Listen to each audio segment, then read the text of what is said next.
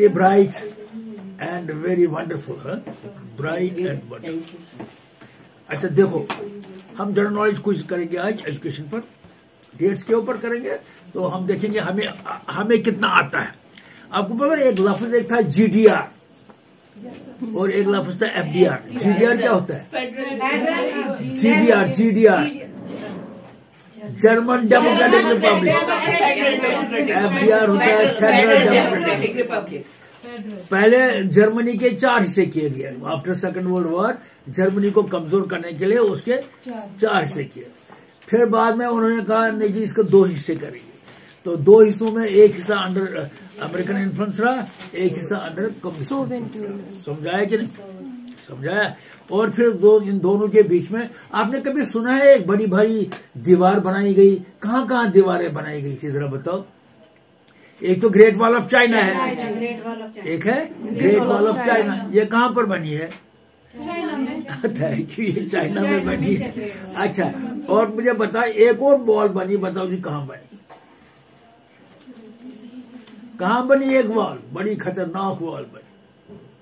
जहाँ पे फिर उसको, अच्छा, मैं आपको क्यों देता हूँ, उस वॉल को बाद में तोड़ा गया।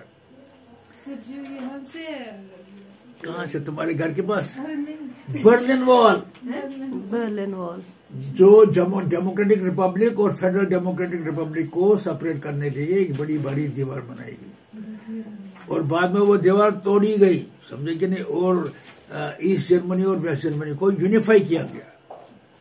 सिर्फ कश्मीर को यूनिफाई नहीं कर रहे, न नॉर्थ कोरिया साउथ कोरिया को यूनिफाई कर रहे हैं, मगर जर्मनी यूनिफाई हो गया। जर्मनी यूनिफाई हो गया। जर्मनी यूनिफाई हो गया। अच्छा, अब आपको एक और, हर बादशाह अपनी सल्तनत को प्रोटेक्ट करने के लिए एक दीवार बंदी करता था। उस दीवार बंदी का नाम क्या होता था? बोलो बोलो। उसको किला कहते थे, फोर्ट। मतलब वो अपने सिटी के इर्द एक बड़ी बड़ी वॉल बनाता था, जिसको फोर्ट कहते थे, कि अगर हमलावर आएगा वो इजीली बादशाह तक नहीं पहुंच सके। ठीक है कि नहीं? अब समझ आया? वो दफा क्या करते थे, जोरावर बादशाह जो है, कमजोर बादशाह की दीवार को अगर वही तोड़ नहीं पाता था, वो उसके इर्द गिर्द एक लगाता था घेराव, सीज, बहुत देर तक, ताकि बाहर का खाना अंदर न जाए। जब खाना पीना अंदर जाना बंद होता था तो अंदर वाले फिर खुद ही सरेंडर करते थे।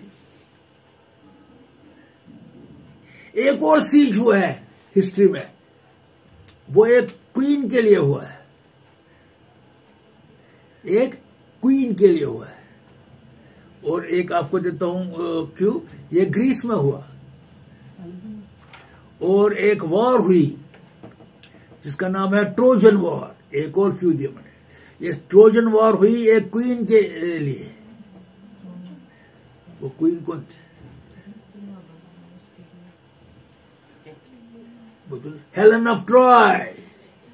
क्या थी वो? Helen of Troy. Helen of Troy को एक बादशाह ने दूसरे बादशाह से ले लिया था, मगर दूसरे बादशाह जिससे ले ली थी वो बेचारा परेशान, मेरी क्वीन को ले गए हैं। तो उसने 20 साल तक सीज मतलब कोशिश जारी रखी। और एक दफा पता क्या किया उसने क्योंकि वो जो जिसने उसकी क्वीन ली थी, उसने नेचुरली अपना फोर्ट बनाया था, वहां फोर्ट का दीवार था, दीवार को फाड़ना बड़ा मुश्किल था। तो उसने क्या किया, उसने एक लकड़ी का बड़ा अजूब घोड़ा, खूबसूरत घोड़ा गेट के बाहर रखा।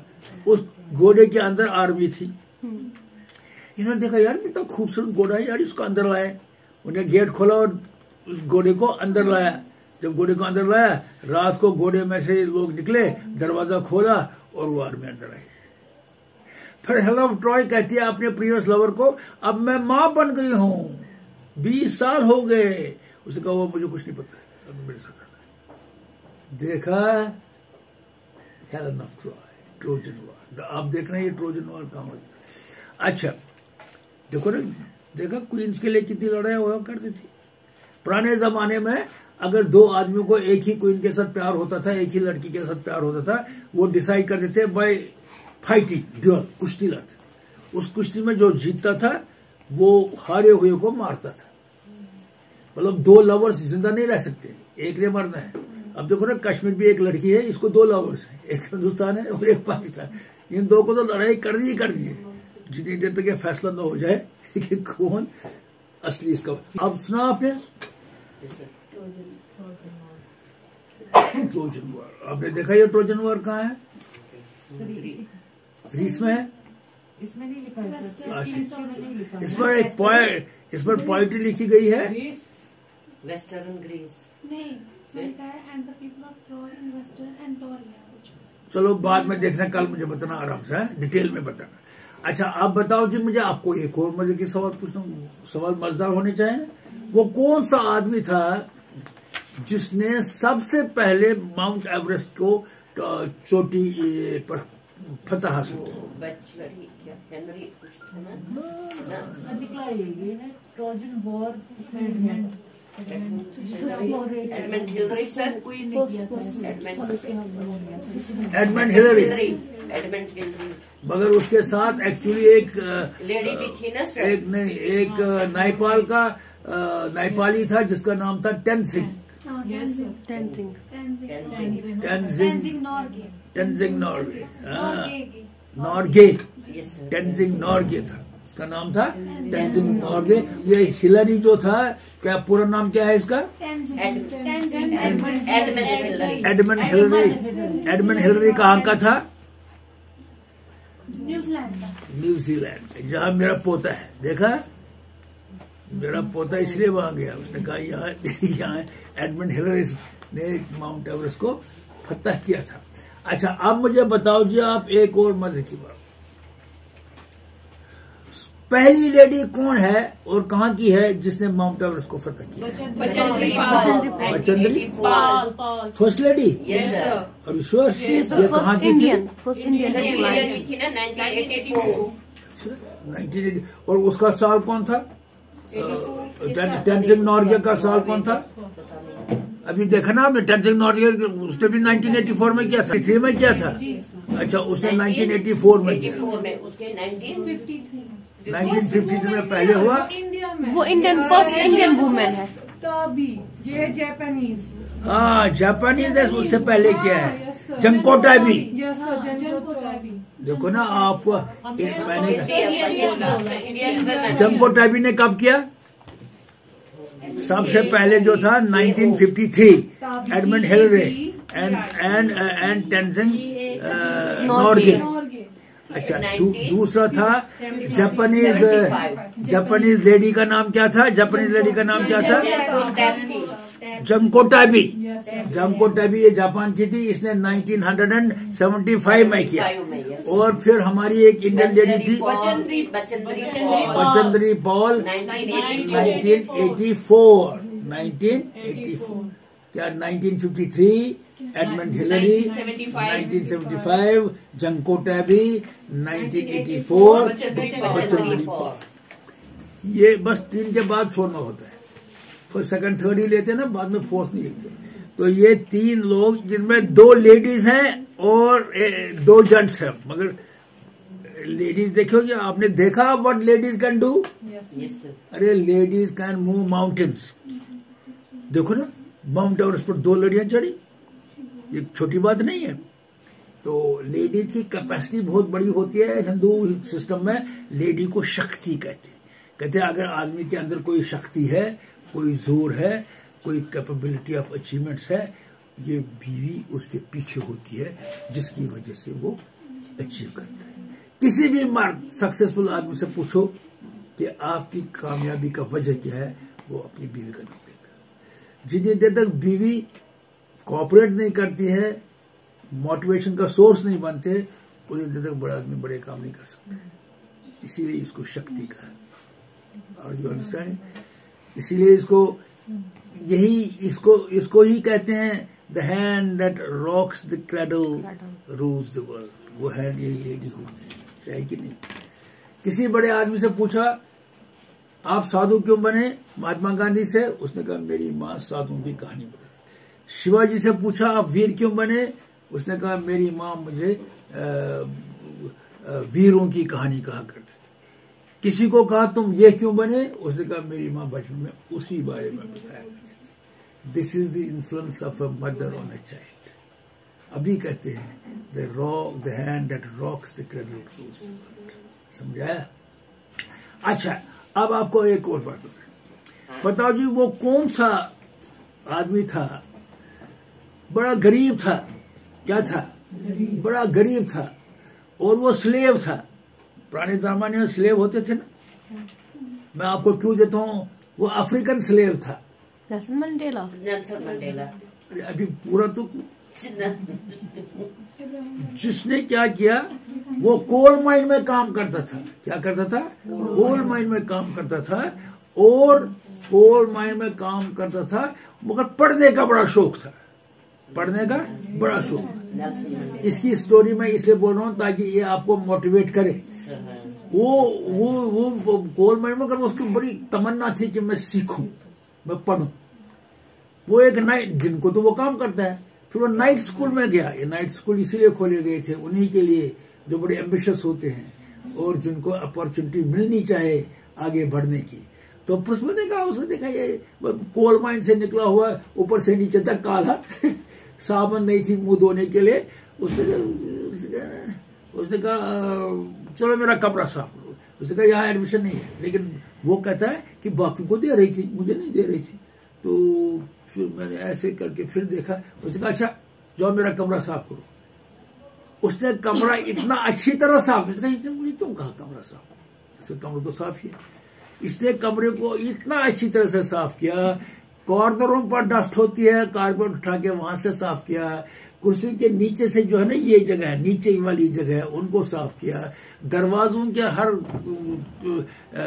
चिंक को साफ किया और 2-3 दफा पूरी तरह साफ किया। Madam I have clean room. Madam गई 3-4 दफा देखा, उसने अपनी रुमाल ने देखा कि इसने कहीं भी डस्ट नहीं रखी है। he deserves to be admitted। इसके अंदर ऐसे चिंगारियां हैं कि ये अपनी एग्जिस्टेंस दिखाएगा। उसने एडमिशन दिया। इसका नाम क्या था? वो बाद में बहुत बड़ा आदमी बन गया। बताओ कौन था? इसका नाम था ब्रुकर टी वॉशिंगटन। क्या था? Booker T Washington. Gurjeet Singh, आपने कहां से निकाला? ये सारी कहानी बताई तो तब से निकाला ना। Booker T Washington. Booker T Washington became a great orator.